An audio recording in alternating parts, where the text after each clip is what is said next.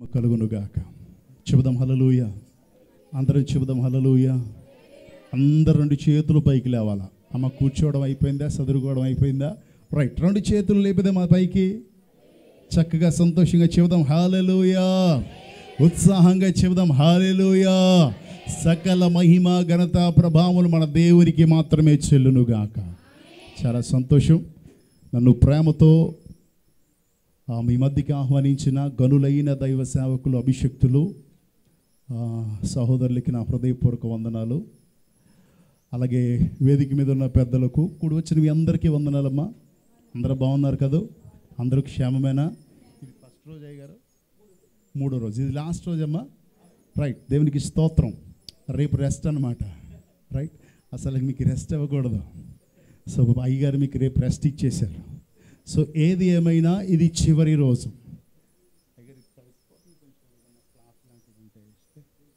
స్తోత్రం హల్లెలూయా. అవునవును, తడిగా ఉంది కింద కొంచెం, ఏమనుకోమాకండి. స్తోత్రం. చాలా సంతోషం. దేవుని బిడ్డారా, ఈరోజు చివరి రోజు, ఉపవాస కూడిక చివరి రోజు. సో బైబిల్ గ్రంథాల్లో చాలా ఉపవాసాల గురించి రాయబడి ఉన్నాయి. అయితే ఉపవాసాల గురించి పెద్ద చెప్పను, కానీ వాక్యంలో ప్రభు బయలుపరిచిన ఒక విషయాన్ని మీతో పంచుకోవాలని ఆశపడుతున్నాను. సో దేవుడు మన మధ్య నుండి మనందరితో పరిశుద్ధాత్మ దేవుడే మాట్లాడునుగాక. ఆయన మాట్లాడుతూ ఉండగా మన శ్రద్ధగా విందుముగాక. విన్న వాక్యమును హృదయమందు భద్రపరచుకుందుముగాక, మనసునందు స్థిరపరచుకుందుముగాక, వాక్యానుసారంగా జీవించుదుముగాక. దేవుని బిడ్డలారా, బైబిల్ గ్రంథాల్లో చాలా ఉపవాసాలు ఉన్నాయి. ప్రతి ఉపవాసం కూడా పరిస్థితులను బట్టి ఉపవాసం ఉండడం మనం చూసాం.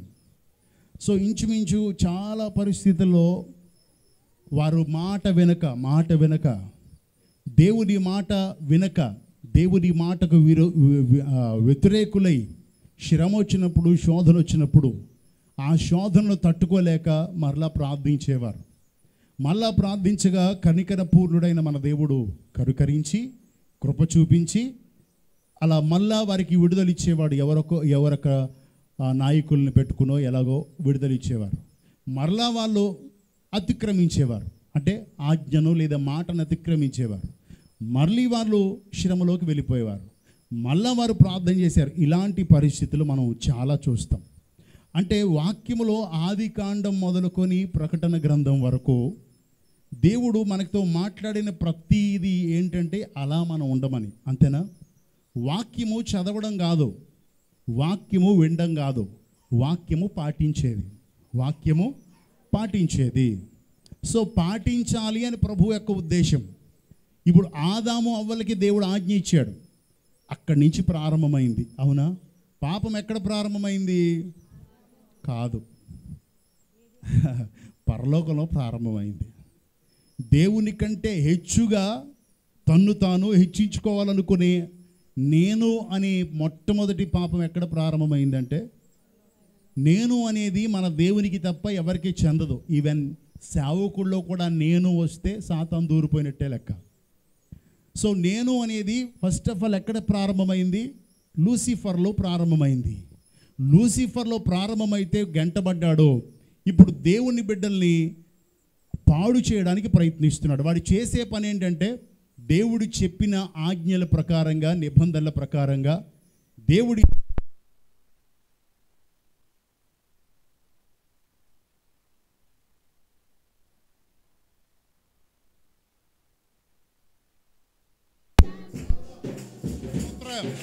హల్లెలూయా, స్తుతి మహిమ ఎల్లప్పుడు దేవునికి ఇచ్చెదము. ఆహా హల్లెలూయా, హల్లెలూయా, హల్లెలూయా, ఆహా హల్లెలూయా, హల్లెలూయా, హల్లెలూయా, హల్లెలూయా, స్తుతి మహిమ ఎల్లప్పుడు దేవునికి ఇచ్చెదము.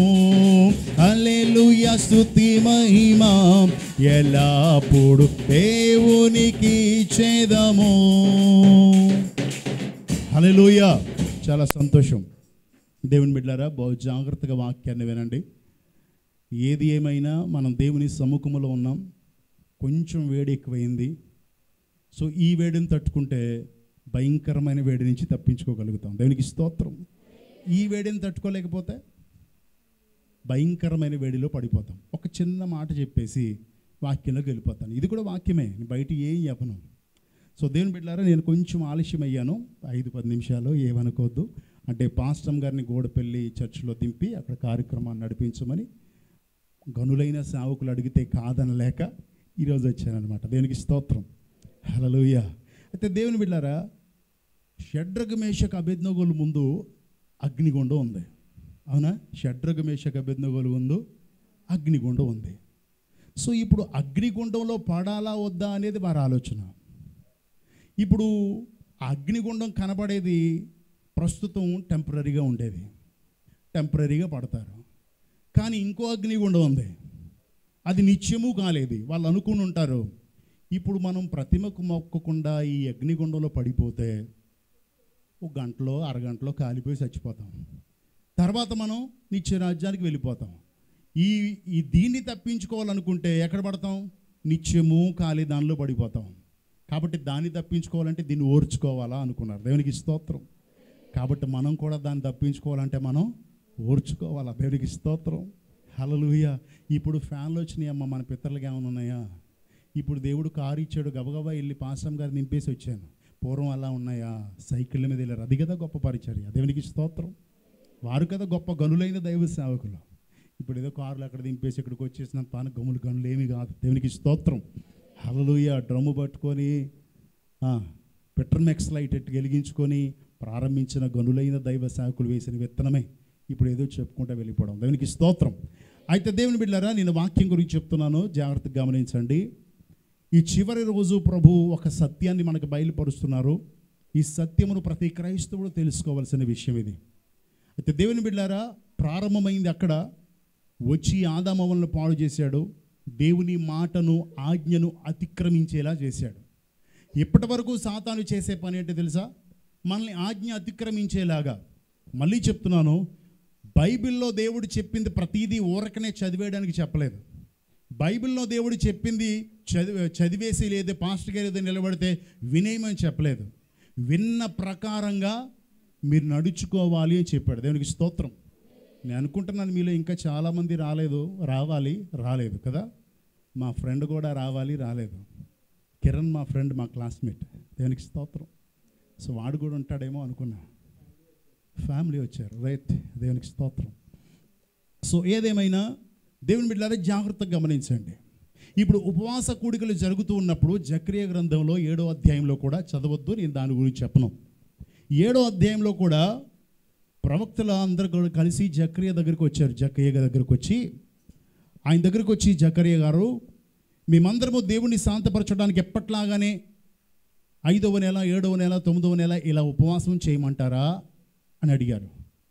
అడిగితే ఈయన దేవుడి దగ్గరికి వెళ్ళారు. ప్రభువా, వారు ఉపవాసం చేయమని అడుగుతున్నారు, ఏం చేయమంటావయ్యా అంటే దేవుడు అన్నాడు, వారితో ఏం చెప్తావంటే, ఏటేటా ప్రతి సంవత్సరం, ఏటంటే ప్రతి సంవత్సరం మీరు ఉపవాసం ఉంటున్నప్పుడు భక్తి కలిగే ఉపవాసం ఉంటున్నారా అని క్వశ్చన్ వేసాడు. ఏటేటా ఎలా ఉంటున్నారంట? భక్తి కలిగే ఉపవాసం ఉంటున్నారా? భక్తి, మాట వినడం భక్తి. దేవునికి స్తోత్రం. హల్లెలూయా. ఆ తర్వాత దేవుడు అంటాడు, కింద వచనాలకు వచ్చేస్తే చదవద్దులే కానీ 7వ అధ్యాయం తర్వాత చూసుకోండి. వారు నా మాట వినలేదు కనుక నేను వారి మాట వినను అని ఖచ్చితంగా దేవుడు చెప్పాడు. ఇప్పుడు దేవుని మాట మనం వినకపోతే మన మాట దేవుడు వినడు.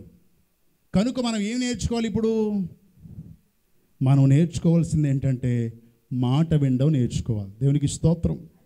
హల్లెలూయా. ఇప్పుడు మనం నేర్చుకోవాల్సింది మాట వినడం. ఇప్పుడు ప్రస్తుత రోజుల్లో మాట వినడం లేదు. పాత నిబంధన గ్రంథాల్లో కూడా దేవుడు ఏం చెప్పాడంటే మాట వింటే ఆశీర్వాదం. అంతేనా? ఈ రోజుల్లో మనకు ఆశీర్వాదాలు కనబడుతున్నాయా? ఆశీర్వాదాలు ఎందుకు కనబడడం లేదో తెలుసా? మనం మాట, చర్చ్కి వెళ్తున్నాం పాస్టర్ గారు అండి, పాటిస్తే పాట పాడుతున్నామండి, ప్రార్థనిస్తే ఇంత బారు చేస్తామండి, కానీ మాట వినడం కొంచెం ఇబ్బంది అండి. మీరందరూ వింటున్నారు, దేవునికి స్తోత్రం. మాట వినడం అంటే వినేయడమేనా, దాన్ని ఆచరణలో పెట్టడమా? అమ్మా, ఆచరణలో పెట్టడం. తల్లిగా ఒక బాటిల్ వాటర్ ఇవ్వరా అన్నాను. ఒక బాటిల్ వాటర్, పిల్లలు ఎగలేదు. వినదా లేదా అంటే ఎగ్జాంపుల్ చెప్తున్నాను. తల్లి మంచిది, దేవునికి స్తోత్రం. నాకు అమ్మాయి అంటే చాలా ఇష్టం. నాకు కూతురు ఉంది, ఎప్పుడు నన్ను టచ్ అయ్యే ఉంటుంది, దేవునికి స్తోత్రం. ఇప్పుడు 10th వెళ్ళింది, నన్ను టచ్ అవ్వకుండా కూర్చోదు ఇంట్లో. సో నాకు అమ్మాయిలు అంటే చాలా ఇష్టం, బంగారు తల్లులు, దేవునికి స్తోత్రం. ఎందుకు చెప్తున్నానంటే, పాపకి వినబడింది, అది ఎప్పుడు పరిపూర్ణమవుతుంది? పాప లేచి బాటిల్ తీసుకొని నాకు ఇస్తే అప్పుడు పరిపూర్ణమవుతుంది. కనుక దేవుని బిడ్డలారా, మన దేవుని వాక్యము వింటున్నాము కానీ వాక్య ప్రకారంగా ప్రవర్తించడం లేదు. సో ఇదే మాట భక్తులు రాసినటువంటి కొన్ని మాటలు నేర్చుకుందాం. మనందరికీ తెలుసు, వినుట వలన ఏం కలుగును? అందరూ చక్కగా చెప్తున్నారు, దేవునికి స్తోత్రం. వినుట వలన విశ్వాసం కలుగుతుంది. సో వినుట వలన విశ్వాసం కలుగుతుంది. వినుట క్రీస్తుని గురించిన మాట వలన కలుగుతుంది. క్రీస్తుని గురించిన మాట, మన రక్షకుడు మన విమోచకుడైన యేసు క్రీస్తుని గురించి మాట నువ్వు విన్నప్పుడు నీకు విశ్వాసం కలుగుతుంది. సో బాగుంది. కానీ యాకోబు రాసిన పత్రికలో ఆయన చెప్పిన మాటను చదువుకుని ముందుకెళ్ళిపోదాం.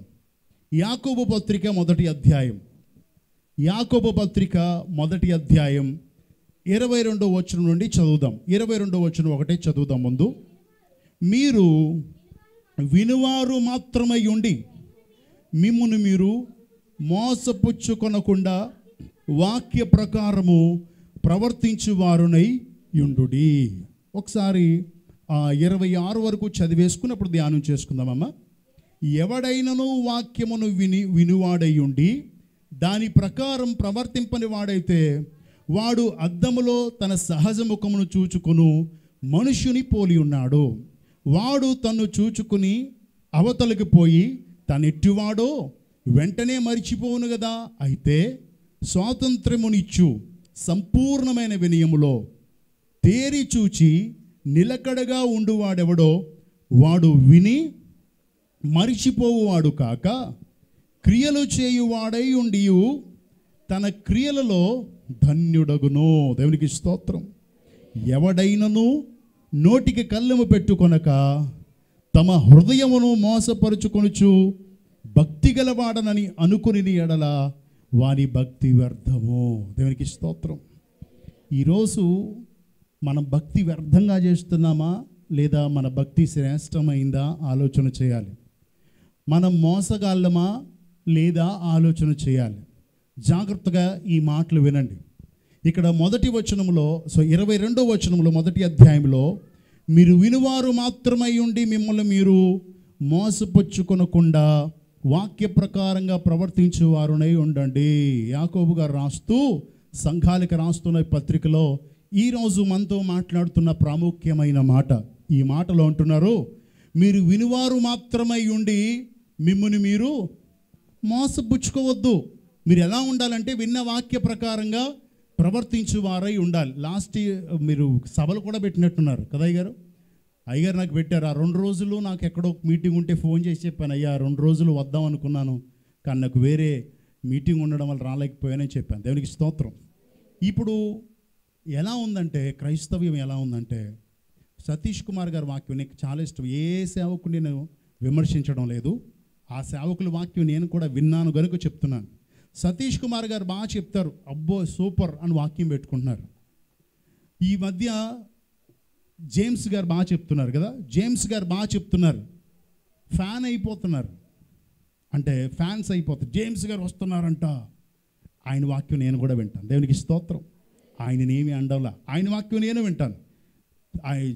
చూసేటప్పుడు ఎప్పుడైనా ఫోన్ ఎక్కువ పట్టుకోను, ఎప్పుడైనా వస్తే ఆయన లేదా ఎవరైనా సేవకులు పెడితే కంపల్సరీ వింటాను. చక్కగా చెప్తాడు ఆయన. సో ఇలా ఇంకా విజయప్రసాద్ రెడ్డి గారు బాగా చెప్తారు. సో ఇలా చాలామంది బాగా చెప్తారు, మీ సేవకులు కూడా బాగా చెప్తారు. అంటే నేను ఎందుకు ఈ మాట చెప్పానంటే, బాగా చెప్తారని మార్కులేసే స్థితిలో ఉన్నారు కానీ ఆయన ఏం చెప్పాడో అది విని అనుసరించేలా లేరు. ఎన్ని ప్రసంగాలు వినలా, పోయిన సభల్లో అయ్యగారు మంచి మంచి దైవ సేవకులు పిలిచారు, మంచి మంచి వర్తమానాలు మీరు విన్నారు, కానీ మీరు జీవితంలో మార్పు రాలా, మీ ప్రవర్తనలో మార్పు రాలా, మీ నడవడికలో మార్పు రాలా, మీ పద్ధతిలో మార్పు రాలేదంటే మీరు వినువారు మాత్రమే ఉన్నారు అని అర్థం. అర్థమవుతుందమ్మా? వినువారు మాత్రమే ఉన్నారు కానీ పాటించడం లేదు అని వాక్యం సెలవిస్తుంది. అలా వినువారు మాత్రమే ఉంటే ఇక్కడ ఉన్నటువంటి మాట, మిమ్మల్ని మీరు మోసపుచ్చుకోకండి. ఇప్పుడు నేను వినేసి అమ్మా ఇటు చూడండి అమ్మా, వచ్చే వాళ్ళు వస్తూ ఉంటారు, కొంచెం ఇటు చూడండి. సో నేను మీ సేవకులంత ఎక్స్పీరియన్స్ లేదు కాబట్టి డిస్టర్బ్ అయిపోతా. సో నన్ను డిస్టర్బ్ చేయమాకండి. దేవునికి స్తోత్రం. హల్లెలూయా. అంటే ఇప్పుడు నేను విన్నాను, ఇప్పుడు మీ అయ్యగారు నన్ను నమ్మారు. నన్ను నమ్మినప్పుడు ఆయనకి నేను దగా చేశాను అంటే నేను ఎవరిని అవుతాను? మోసగాడిని అవుతాను. అవునా? ఆడ మనిషి అయితే మోసగత్తే అవుద్ది. అంతేనమ్మా? వింటున్నారా? ఇప్పుడు నేను దగా చేస్తే మోసగాడిని అవుతాను, లేదా వేరే ఎవరైనా చేస్తే మోసగాడు అవుతాడు. ఇప్పుడు నిన్ను నీవు దగా చేసుకుంటే నిన్నేమనాలా?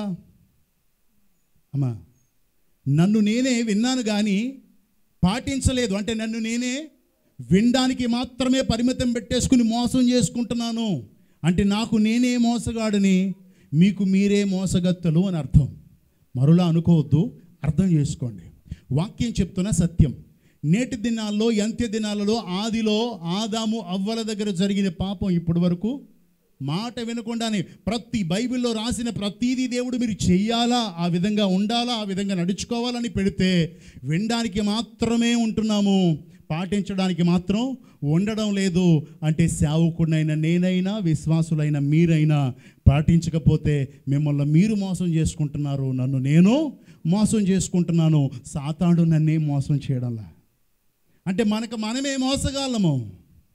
అర్థం చేసుకోవాలా? ఈ అంత్య దినాల్లో ఎవరయ్యా నిన్ను మోసం చేస్తుందంటే నిన్ను నీవే మోసం చేసుకుంటున్నావు. వస్తావు, కూర్చుంటావు, ఏ కూడికే మాను, ఉపవాస కూడికి వస్తావు, ఆదివారం ఆరాధన వస్తావు, సభలు వస్తావు, అన్నిటికి వస్తావు, కూర్చుంటావు, విని వెళ్ళిపోతావు. కానీ ప్రభువా ఈరోజు నువ్వు నాతో మాట్లాడావు, నా జీవితాన్ని సరి చేసుకోమని మాట్లాడావు, నా పద్ధతిని మార్చుకోమని మాట్లాడావు, నా అలవాట్లను విడిచిపెట్టమని మాట్లాడావు, విడిచిపెడతానయ్యా అని చెప్పుకునే స్థితిలో క్రైస్తవులు లేరు. ఒకవేళ ఉంటే ఏమవుద్దో తెలుసా? చెప్తాను కానీ, ఒకవేళ ఉంటే వాక్యంలో నిన్ను నువ్వు చూసుకుంటే, అన్నీ సరి చేసుకుంటే క్రీస్తు పోలిక నీకులోకి వస్తుంది. దేవునికి స్తోత్రం. హల్లెలూయా. వాక్యమైన దేవుడు నీతో మాట్లాడుతూ ఉన్నప్పుడు, నిన్ను సరిచేస్తూ ఉన్నప్పుడు, నీవు ఆయన చెప్పినట్టుగా ఆయన పోలికలోనికి మార్చబడతావు. నువ్వు ఆయన పోలికలోకి మార్చబడితే క్రీస్తు నీలో నుంచి ప్రత్యక్షం అవుతాడు. దేవునికి స్తోత్రం. ప్రస్తుత దినాల్లో మనం ఆరాధనకు మాత్రమే పరిమితం అయిపోతున్నాము కానీ ఇంట్లో ఉన్న మన వారికి మనం క్రీస్తుని చూపించగలుగుతున్నామా? లేదు. అంటే మనం పాటించే వాళ్ళగా లేము, వినేవారిగా మాత్రమే ఉండి మోసపోతున్నాం. సాతాను మోసగిస్తున్నాడు అంటున్నాం కానీ మనమే ఇప్పుడు చక్కగా వింటారు, మీరు అందరూ చక్కగా వింటారు, చక్కగా సమాధానం చెప్తారు, అన్నీ బాగుంటాయి. రేపటి దినాన్ని అడిగితే సమాధానం చెప్పలేరు. ఆదివారం పాస్టర్గా నిలబడి మనకి లాస్ట్ వచ్చిన అయ్యగారు ఏ వాక్యం చెప్పారు అంటే నోరావలించేస్తాం. అంటే దాని అర్థం విన్నాము, అది వెళ్ళిపోయింది. ఆచరణలో పెడితే నీకు గుర్తుంటుంది. దేవునికి స్తోత్రం. మొన్న ఒక సాక్ష్యం నేను విన్నాను. ఆ సాక్ష్యంలో ఆ మేలు పొందుకున్న వ్యక్తి చెప్తున్నటువంటి మాట ఏంటో తెలుసా? అతని దేవుడు అత్యధికంగా ఆశీర్వదించాడు. అతను చెప్పే మాట ఏంటో తెలుసా? ఆదివారం దేవుడు ఏ వాక్యం చెప్తాడో మళ్ళీ వచ్చి ఆదివారం వరకు ఆ వాక్యాన్ని పట్టుకుని ప్రార్థన చేస్తూనే ఉంటాడంట. ప్రభువా, సేవకుల్లో నుంచి నువ్వు మాట్లాడావు, అబ్రహామును దీవించావంట, నన్ను ఎందుకు దీవించావు? అబ్రహామును ఆశీర్వదించావంట, నన్ను ఎందుకు ఆశీర్వదించవు? అంటే ఏ వాక్యం అయితే సేవకుడు మాట్లాడుతున్నాడో ఆ వాక్యముతోనే ప్రార్థన చేస్తాడంట. దేవునికి స్తోత్రం. పోయిన సంవత్సరం నేను వచ్చాను, ఏ వాక్యం చెప్పాను వీళ్ళు ఎవరికైనా గుర్తుందా? దేవునికి స్తోత్రం. హల్లెలూయా. మీ హృదయాల్లోకి వెళ్ళలేదు కాబట్టి గుర్తులేదు. నేను చెప్పనా? నెహెమియా ప్రార్థన గురించి చెప్పాను. నెహెమియా దాస్యత్వంలో ఉండి ప్రార్థన చేశాడు, విడుదల కొరకు. స్వతంత్రుడై పడిపోయిన ప్రాకారాలు కట్టాడు. గుర్తుందా మీరు ఎవరికైనా? దేవునికి స్తోత్రం. సో పోన్లే, పర్వాలేదు, ఎన్నో ఉపదేశాలు వింటూ ఉంటారు. సో ఈరోజు కూడా మీరు కొంచెం మనసు పెట్టి ఆలోచన చేసి ఈ వాక్యాన్ని వినండి. ఎందుకంటే దేవుడు మనల్ని ఎవరి పోలికలో చేసుకున్నాడు అమ్మా? ఆయన పోలికలో చేసుకున్నాడు. ఇప్పుడు ఆయన పోలికలో చేసుకున్న తర్వాత మనం మోసపోయి దేవుని పోలిక నుంచి వేరైపోయి మనం వేరే పోలికలోకి వచ్చాం. అంటే మనం పాపము చేత నింపబడ్డాం. చీకటి క్రియలు మనలో ఎక్కువైపోయినాయి. చీకటి సంబంధులుగా సాగిపోతున్నాం. ఇలాంటి చీకటి సంబంధులుగా ఉన్న మనలను, చీకటి బంధకాల్లో, చీకటి పాపపు బంధకాల్లో సంఖ్యల్లో ఉన్న మనల్ని విడిపించడానికి యేసుక్రీస్తు లోకానికి వచ్చి, అందరికీ తెలుసు, మన కొరకు ప్రాణం పెట్టి తిరిగి ఆయన పోలికలోనికి తెచ్చుకోవడానికి ఆయన ప్రయాసపడ్డాడు. దేవునికి స్తోత్రం, హల్లెలూయా. ఇప్పుడు వాక్యములో మనం సరి చేసుకుని ఎవరి పోలికలోకి రావాలా? అమ్మా, దేవుని పోలికలోనికి రావాలి. దేవునికి స్తోత్రం. ఎప్పుడైతే వాక్యము ద్వారా నువ్వు సరి చేసుకుంటావో నీలోకి ఏమొస్తుంది?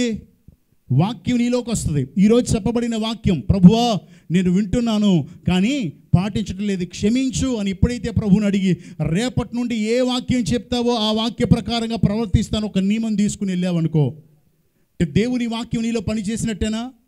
పని చేయలేనట్ట? పని చేసినట్టు. మీ అందరికీ పాపం చాలా వేడిగా ఉంది. దేవుడు త్వరలోనే కరెంట్ ఇచ్చునుగాక. ఆమేన్. కొంచెం వినడం కోసం దేవునికి స్తోత్రం, హల్లెలూయా. అయితే దేవుని బిడ్డలారా, ఇప్పుడు ఏ మాట చెప్పాను? స్తోత్రం, హల్లెలూయా. సో దేవునికి మహిమ కలుగునుగాక. అయితే మనం వాక్యాన్ని వింటున్నాం, వాక్యం చేత చలించబడ్డావు, వాక్యం నీ హృదయాన్ని తాకింది, వాక్యమును అంగీకరించావు. అవునయ్యా, ఈరోజు నువ్వు నాతోనే మాట్లాడావు అని అంగీకరించావు. అంటే నీలోకి ఏమొచ్చినట్టు? వాక్యమైన దేవుడు నీలో కార్యం చేసినట్టు, వాక్యం నీలో కార్యం చేసినట్టు, వాక్యం నిన్ను తాకినట్టు. వాక్యం ఏమై ఉన్నాడో? ఆది యందు వాక్యం ఉండెను, వాక్యమే. అంటే వాక్యం నీలోకి వచ్చిందంటే ఎవరు వచ్చినట్టు? మరి వాక్యానుసారంగా జీవిస్తున్నట్టు ఎవరిని అనుసరిస్తున్నట్టు? మరి దేవుణ్ణి అనుసరిస్తుంటే ఎవరి పోలిక నీలో కనబడుతుంది కదా? మరి మనలో ఎవరైనా కనబడుతుందా? నీ అత్తగారు నీ గురించి, అమ్మా మా పిల్ల దేవుడు అని చెప్పగలదా? దేవుళ్ళాంటి కోడల్ని ఇచ్చాడు, దేవుళ్ళాంటి అల్లుడిని ఇచ్చాడు, దేవుళ్ళాంటి బిడ్డల్ని ఇచ్చాడు అని చెప్పగలుగుతున్నారా? చెప్పడం లేదు. అంటే కారణం నీలో ఏం లేదు, వాక్యం పనిచేయడంలా. వచ్చి వెళ్ళిపోతున్నావు. పదే పదే అంటున్నానని అనుకోకు. నిన్ను నీవు మోసం చేసుకునే మోసగత్తిలాగా, మోసగాడిలాగా నువ్వు మోసపోతూనే ఉన్నావు. అందుకే వాక్యం సెలవిస్తుంది, అంత్య దినాలలో అలా ఉండడానికి కాదు ప్రభు మనల్ని కొనుక్కున్నది. దేవునికి స్తోత్రం. మనల్ని తన స్వరక్తం ఇచ్చి సంపాదించుకొని మళ్ళీ ఆయన సొత్తుగా చేసుకున్న దేవుడు ఆయన పోలికలోనికి మారడానికి మనల్ని మార్చుకున్నాడు. కానీ మనం ఎవరి పోలికలో ఉంటున్నాం? ఆయన పోలిక లేదంటే రెండో పోలిక. ఎవరి పోలికమ్మా? అంతే కదా. ఇంకా ఆయన పోలిక లేదంటే రెండో పోలిక వస్తుంది. ఇద్దరే కదా. ఒకడు మనకు విరోధి, ఒకడు మన తండ్రి. తండ్రి పోలిక లేదంటే ఎవరి పోలిక వచ్చినట్టు? సో కాబట్టి దేవుని బిడ్డలారా, గమనించాలని ప్రభు యేసుక్రీస్తు పేర మీకు మనవి చేస్తున్నాను. మీరు వినువారు మాత్రమై ఉంటే ఉపయోగం లేదు. మీరు వినువారు మాత్రమే ఉంటే పరలోకానికి వెళ్ళరు. సో కాబట్టి దేవుని బిడ్డలారా, మీరు వినువారు మాత్రమే ఉండక విన్న వాక్య ప్రకారంగా ప్రవర్తించు వారై ఉందురుగాక. అట్టి కృపను దేవుడి మీదకి మీ మీదకి కుమ్మరించునుగాక. ఎవడైనను వాక్యమును వినువాడై ఉండి దాని ప్రకారము ప్రవర్తింపని వాడైతే వాడు అద్దములో తన సహజ ముఖమును చూచుకుని మనుషుని పోలి ఉన్నాడు. ఎవరైనా వాక్యమును విని వినువాడై ఉండి దాని ప్రకారంగా ప్రవర్తించకపోతే తన సహజ ముఖాన్ని అద్దంలో చూసుకున్న మనుషుని పోలి ఉంటాడు. దేవునికి స్తోత్రం. అమ్మ, మీరు ఇక్కడికి వచ్చే ముందు స్నానం అయ్యి చేసి ఫ్రెష్ అయిపోయి అందరూ కూడా అద్దం ముందుకు వెళ్ళారా లేదా? వెళ్ళారా? ఎందుకు వెళ్ళారు అమ్మా? అదే కదా, చక్కగా జుట్టు బాగుందా లేదా చింపిరి జుట్టు ఉందా? సో నీట్గా ఉన్నానా అంటే ఓ అందం కాదు, నీట్గా ఉన్నానా లేదా అని చూసుకోవడానికి మీరు చక్కగా ఫ్రెష్ అయ్యి బట్టలు వేసుకొని అన్నీ బాగున్నాయా లేదా, నా చున్నీ కరెక్ట్గా వేసుకున్నానా, నేను చీర కరెక్ట్గా వేసుకున్నానా అని చూసుకొని వచ్చారు. దేవునికి స్తోత్రం. అలా చూడడానికి మీకు ఏం ఉపయోగపడింది? అద్దం ఉపయోగపడింది. సో ఇప్పుడు మనం చెప్పుకునే అద్దం ఏది? దేవునికి స్తోత్రం. వాక్యం అనే అద్దములో దేవుడు నిన్ను సరిచేస్తూ నీతో మాట్లాడుతూ ఉన్నప్పుడు నువ్వేం చేసుకోవాలా? కానీ ఇక్కడ అంటున్నాడు, ఎవడైనా వాక్యమును విని దాని ప్రకారంగా ప్రవర్తించకపోతే వాడు సహజ ముఖాన్ని చూసుకుంటాడు. అంటే వస్తాడు, అలా చూసుకుని వెళ్ళిపోతాడు. పొద్దున్నే లెగుస్తారమ్మా, పొద్దున్నే లేవగానే మీ మొహం ఎలా ఉంటుంది? కొంచెం చింపురు జుట్టుగా ఉంటుంది కదా, చింపురు జుట్టుగా ఉంటుంది, పాజిలా ఉంటుంది, కళ్ళు పూసులు ఉంటాయి, సో లేచిన వెంటనే అలా చూసుకుని వెళ్ళిపోతే బయటికి వెళ్ళిన వెంటనే ఏమంటారు? ఎరా నిద్రమోకంలో లెగిసి వచ్చేసావా అంటారు. అదే ఫ్రెష్ అయిపోయి కడిగేసుకుని శుభ్రం చేసేసుకుని బయటికి వెళ్తే అడుగుతాడా నిద్రమోకంలో వచ్చావా అని? సెంటర్కి వెళ్ళిపోయి లెగిసి వచ్చేసేవేంట్రా బాబు అంటారంటరా. సో అంటే అద్దం ఎందుకు ఉపయోగపడుతుంది? ఈ లోక సంబంధమైన అద్దం మనం సరి చేసుకోవడానికి, అంటే బాగా కనబడుతున్నామా లేదా అని చూసుకోవడానికి ఉపయోగపడుతుంది. సో అలాగే వాక్యం అనే అద్దంలో నుంచి కూడా దేవుడు మాట్లాడుతూ ఉన్నాడు. దేవునికి స్తోత్రం, హల్లెలూయా. వాక్యంలో నుంచి చెప్తున్నాడు, నా ప్రియ కుమార్తె నువ్వు అవునంటే అవును, కాదంటే కాదు, కానీ అబద్ధం ఆడొద్దు అంటున్నాడు. ఇప్పుడు వాక్యంలో నీతో మాట్లాడుతున్నప్పుడు నువ్వేం చేయాలా? నేను అబద్ధమైన మాట్లాడుతున్నాను. ఇప్పుడు పౌడర్ రాసేసుకుని, ఇప్పుడు తలకు స్నానం శుభ్రంగా మీరు స్నానం చేసి చెమటలు కదా, చెమటల మీదే పౌడర్ కొట్టేసుకుని వచ్చేసారు అనుకో ఎలా ఉంటుంది? అమ్మా ఏంటి అమ్మా దయ్యంలా వచ్చావు అని అనుకుంటారు, రైట్? మిమ్మల్ని నవ్వించాలని కాదు, నేను నవ్వించిన సాధారణంగా ఈ మాటను బట్టి మీరు నవ్వుతున్నారు. దేవునికి స్తోత్రం, అంతే కదా, సహజమే కదా. ఏంటమ్మా దయ్యంలా ఉన్నావు అంటావు. అందుకోసం ఏం చేస్తావు? వెంటనే క్లాత్ తీసుకొని తుడుచుకొని బాగా కనబడడానికి ఇష్టపడతావు. సో నీ ఆత్మీయ జీవితంలో కూడా దైవ సేవకుని ద్వారా అమ్మా మనం క్రైస్తవులము, అవునంటే అవును, కాదంటే కాదు తప్ప మనం అబద్ధం ఆడకూడదు అన్నప్పుడు ఈ అద్దంలో నిన్ను నువ్వు సరి చేసుకునేవాడిగా ఉండాలి. దేవునికి స్తోత్రం. అందుకే కింద కూడా వాక్యం ఉంది, దాన్ని చూసుకుని మనం ముందుకు సాగిపోదాం. దేవునికి స్తోత్రం. అయితే దేవుని బిడ్డలారా, ఈ చెప్పబడిన మాటల్లో ఒకవేళ జాగ్రత్తగా వినండి, ఒకవేళ ఈ అద్దంలో నిన్ను నువ్వు సరి చేసుకోకపోతే బయట క్రీస్తు పోలిక కనబడదు, సాతాను పోలికే కనబడుతుంది. కనుక ఈ వాక్యం అనే అద్దములో నుండి దేవుడు నీతో మాట్లాడుతున్నప్పుడు నువ్వు నిలిచి శ్రద్ధగా వాక్యములో నిన్ను నువ్వు సరి చేసుకునే అనుభవాల్లోనికి రావాలి. క్రైస్తవులందరూ దేవునికి స్తోత్రం. ప్రతి క్రైస్తవుడు గనక అలా ఉంటే నేటికి క్రీస్తు పోలికలు ఎన్ని వస్తాయి? దేవునికి స్తోత్రం. ఇక్కడున్న మనందరము క్రీస్తు పోలికలోనికి రామా? మనం క్రీస్తు పోలికలోనికి వస్తే వాక్యం ప్రకటించకుండానే అనేక మందికి క్రీస్తుని పరిచయం చేయలేమా? చేయగలం కదా. దేవునికి స్తోత్రం, హల్లెలూయా. కాబట్టి దేవుని బిడ్డారా, ఇంకా వాళ్ళు మారలేదండి, వీళ్ళు మారలేదండి, ప్రార్థన చేసేస్తున్నామండి. దేవా మా పాలుగుమి ప్రాంతాన్ని దేవా జ్ఞాపకం చేసుకో, దాగోను స్థావరాలు యేసునామములో ప్రార్థన చేస్తున్నావు. పడిపోవునుగాక, కూలిపోవునుగాక, సాతాను సామ్రాజ్యం కదిలిపోవునుగాక యేసునామములను ప్రార్థన చేస్తున్నావు. కానీ క్రీస్తుని ఎవరికి పరిచయం?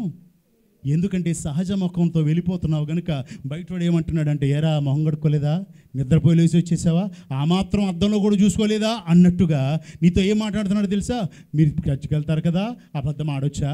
మీరు చర్చికి వెళ్తారు కదా, ఇలాంటి పని చేయొచ్చా?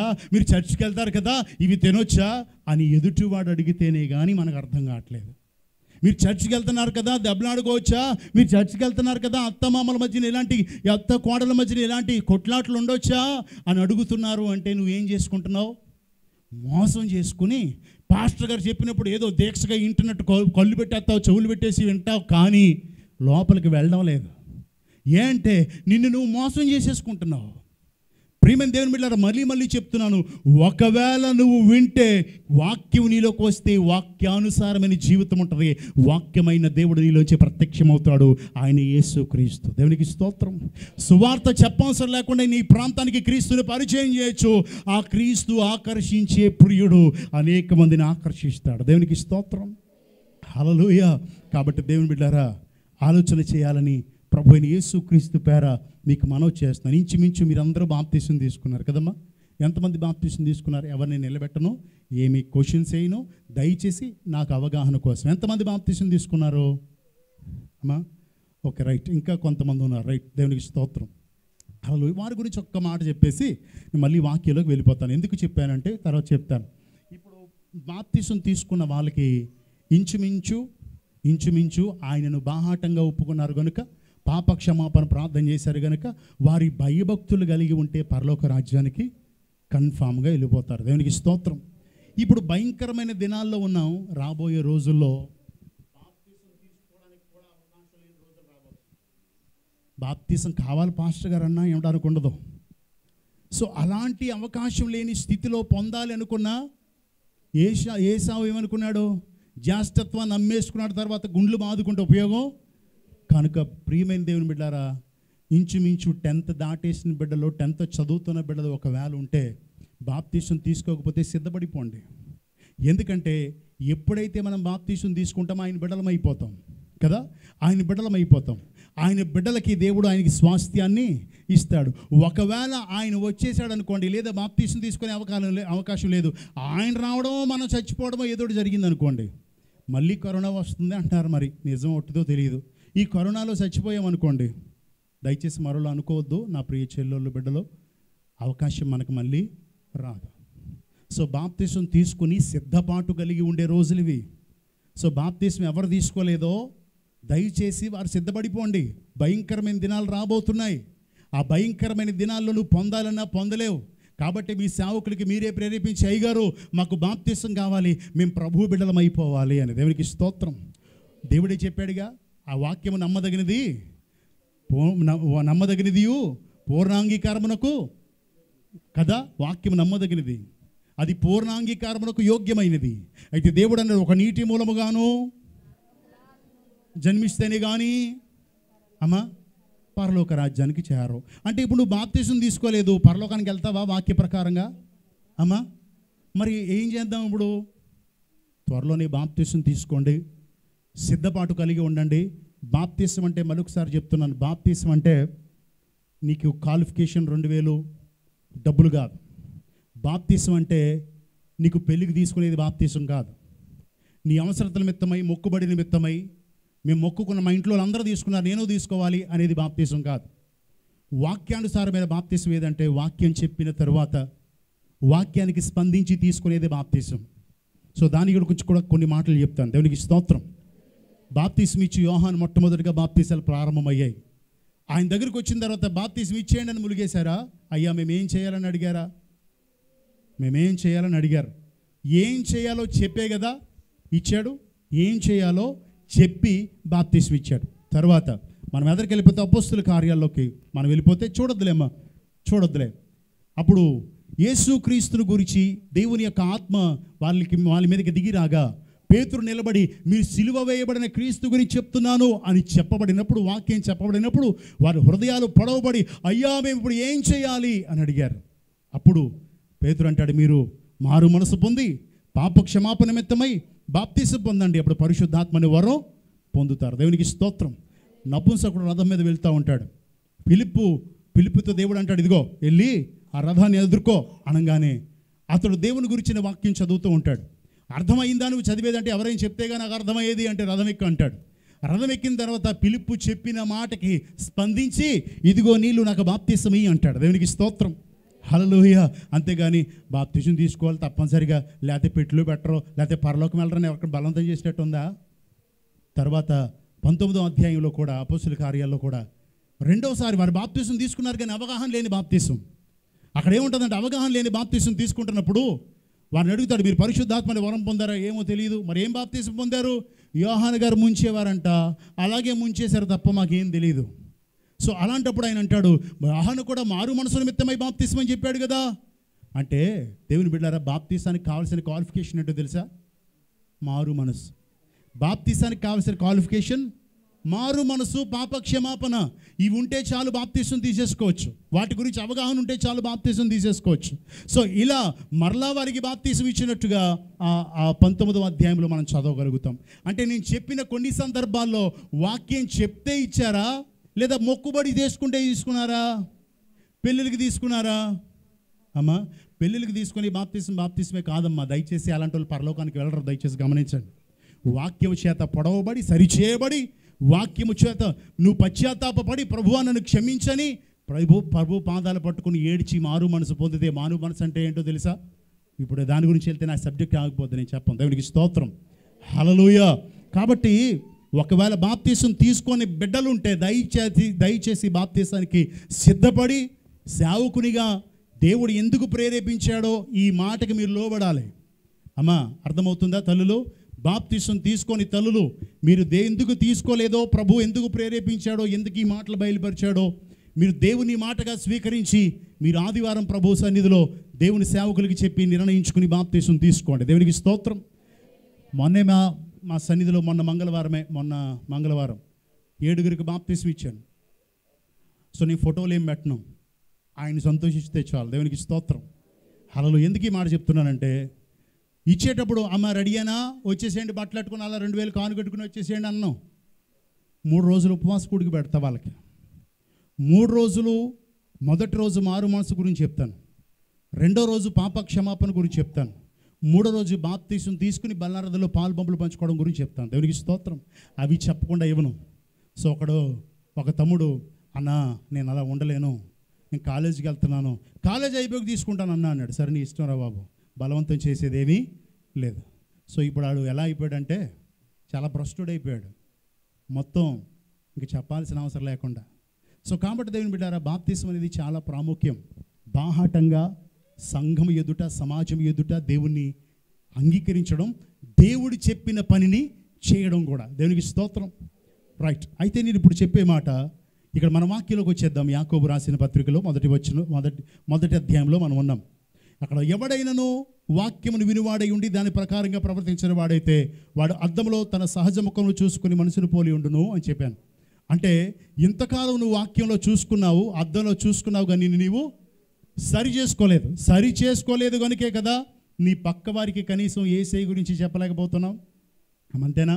ఇప్పుడు మా పక్క వారికి అమ్మ ప్రార్థన చేసుకోండి అనలేను. ఏమి ప్రార్థన చేసే నా ఇంట్లో ఉండకూడని పరిస్థితి ఉంది, ఉండకూడని పద్ధతి ఉంది, తద్వారా నేను చెప్పలేకపోతున్నాను. నీ పొరుగు వారు మారలేదంటే దాని అర్థం నీ ముందు వారు మారలేదంటే దాని అర్థం నువ్వు మారలేదని నాన్న మాట్లాడకండి. సో దేవునికి స్తోత్రం. జాగ్రత్తగా వినండి. సో మనం కనీసం ఎంత దినాల్లో మనకి రోషం రావాలా, మనకి పట్టుదల రావాలా. ప్రభువా ఇదిగో ఇంత సంఘంలో, మా జాగ్రత్తగా వినండి, ఇంత సంఘంలో ఎవరూ కనబడడం లేదేమో, నీకు నేనుంటాను ప్రభువా అని ప్రభువును సంతోషపరిచే మంచి నిర్ణయం మనం తీసుకోవాలి. దేవునికి స్తోత్రం. హల్లెలూయా. కాబట్టి దేవుని బిడ్డారా, అలా చెప్పించుకునే స్థితిలో మనం ఉండకూడదు. అద్దం ఉంది కానీ సరిగ్గా రెడీ అవ్వాలా, తలదూకోలేదంటారా, అద్దంలో చూసుకోలేదా, షర్ట్ సరిగ్గా బత్తాలు పైకి కిందకి అయిపోయి అద్దంలో చూసుకోలేదా, ఇలా షూ ఏంట్రా అలా వేసావు, లేదా చీర ఏంటమ్మా అలా కట్టావు, సరిగ్గా సెట్ చేసుకోలేదా, అద్దంలో చూసుకోలేదా అని సరిలేనప్పుడు అడుగుతారు. అలాగే నీ జీవితం వాక్యానుసారంగా లేనప్పుడు అనేక మంది నిన్ను ఏలెత్తి చూపిస్తున్నారు అంటే దాని అర్థం నువ్వు జస్ట్ విని వెళ్ళిపోతున్నావు కానీ ప్రవర్తించడం లేదు, పాటించడం లేదు అని అర్థం. అయితే 24 వచనం, వాడు తన్ను చూచుకుని అవతలకు పోయి తాను ఎట్టువాడు వెంటనే మర్చిపోవను కదా. అంటే అర్థం ఉంది, చూసుకున్నాడు కానీ సరి చేసుకోడు కాబట్టి అది ఎలా ఉందో, జుట్టు చెరిగిపోయిందా, ఏదో అడిగి అనవసరం. అర్థం ఉంది కానీ ఉపయోగం లేదు. మీ జీవితాలలో బైబిల్ గ్రంథం మీ చేతిలో ఉంది, ఆరాధనకు వస్తారు, ప్రార్థన చేస్తారు, ప్రతి వారం వాక్యాన్ని వింటారు, కానీ ఉపయోగం లేదు. అద్దం ఉండి ఎందుకు ఉపయోగం లేదు? అలాగ మనకి ఆరాధన ఉండి వాక్యం ఉండి ఏం ఉపయోగం లేని స్థితిలో ప్రతి క్రైస్తవుడు ఉన్నాడు ఈరోజు కదా. ప్రతి క్రైస్తవుడు ఉన్నాడు ఈరోజు. జ్ఞాపకం చేసుకోండి. తర్వాత 25 వచనం, అయితే స్వతంత్రమునిచ్చు సంపూర్ణ వినయములో తేరి చూచి నిలకడగా ఉండి వాడెవడో వాడు విని మరుచువాడు కాక క్రియలను చేయువాడై ఉండి తన క్రియలలో ధన్యుడగును.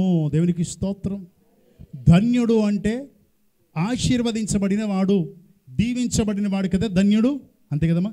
ఎంత ధన్యత అంటే ఎంత లోట్లేదు, అన్నీ ఉన్నాయి. ఎంత ధన్యత ఇచ్చాడు దేవుడు వాళ్ళకి అంటే ఎంతగా ఆశీర్వదించాడు అని అర్థం. మనం కూడా ఆశీర్వదించబడాలంటే ఇప్పుడు ఏం చేయాలా? దేవుని మాట ప్రకారంగా నడుచుకోవాలా. మొట్టమొదటిగా అంటున్నాడు, అయితే స్వాతంత్రమునిచ్చు సంపూర్ణ వినయములో. స్వాతంత్రము, మనకి స్వాతంత్రం ఎప్పుడు వస్తుంది?